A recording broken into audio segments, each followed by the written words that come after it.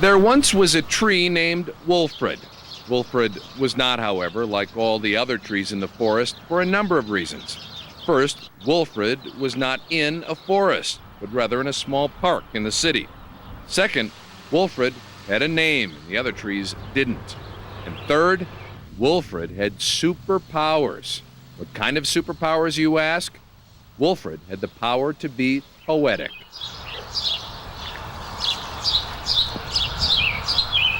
Wulfred, sometimes known as Wooly to his friends, but you're not one of his friends quite yet. He's not friends with just anyone, you know. And his poetic self tried to take over the world on one lonely summer evening. This didn't work, since taking over the world wasn't too poetic, thus making it out of Wulfred's superpowers range. Besides that, he was pretty much stuck in the park. Another time, Wulfred had a young lady come up and sit underneath his shade. Boy, now isn't this poetic? I guess that's not really poetic, unless I write a poem about it. Oh, lovely lady sitting underneath my shade. Plop! It should be noted that while his superpowers are based on poetic ability, Wulfred was not the best of poets.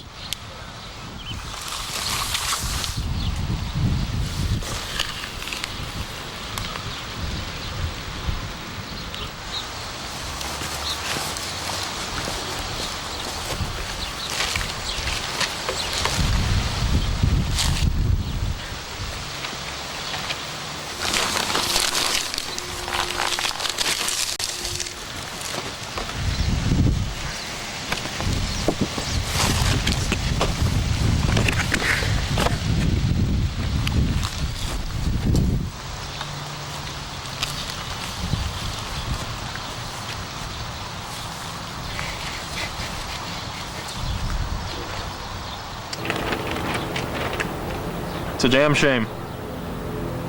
Yep. Happens all too often. Any suspects yet? No, but we do think it was foul play. Several years and many dogs later, Wulfred decided that he didn't like dogs much either.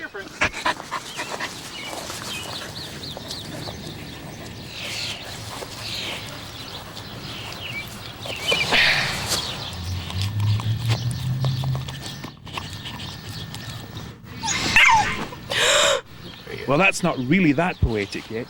I should write a poem about it. Yip, yip, yip, yip, yip, yip, yank. That's one dog that'll think twice about abusing us trees. Being older and wiser, Wulfred reflected on all that he had accomplished that day and every day since he was a wee little sapling when the park was built. It had truly been a wonderful life, but there was still one big unanswered question. How can I take over the world? I know, I'll write a poem about it.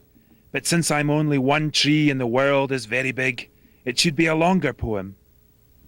Oh, the glory of the seed, your fertile little self, producing forth life and hope. But beware, little seed, for there are many who would see you eaten, or squashed, or would not water you, or care for you. They would be cruel and heartless. Beware, little seed. And as you grow bigger and stronger, you will bud your own seeds, and then watch as they grow too. But still you must watch out, for many will hurt you, and those like you.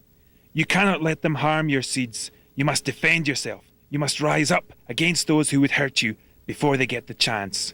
You and your seedlings must spread far and wide, reclaim the earth for all the trees everywhere. And when it is done, and all the bad ones have fallen, you can live in peace with all of your seeds. With all of your seeds. Wulfred wasn't sure if it was long enough, but he thought that it still conveyed enough of the idea so that he could take over the world. So he created a seed, and another, and another, and another, until he had many seeds. He let them all loose. They traveled by wind, rain, and squirrel, spreading far and wide, where they awaited his command. And then, due to a redistricting decision of the city council, the entire park was leveled to build a mini-mall. and Wulfred was too busy making seeds to notice.